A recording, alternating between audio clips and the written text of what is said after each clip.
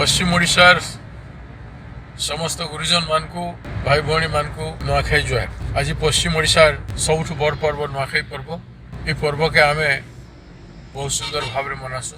लोक माने दुख कष्ट भूली जाई करी प्रकृति मातार पूजा प्रथम फसल प्रथम उत्पादन के लोक आमर समस्ते सम्मान करी नुआखाई अवसर रे ग्रहण करसन एवं परस्पर जेते बंधु बांधव थीसन समस्त संगे देखा साक्षात करी नुआ खाइला पर समस्त को सम्मान रो आदान प्रदान हेसी। ये नुआखाई पर्व ई वर्ष अनेक विपरीत परिस्थिति रे आम लोक मनुछन।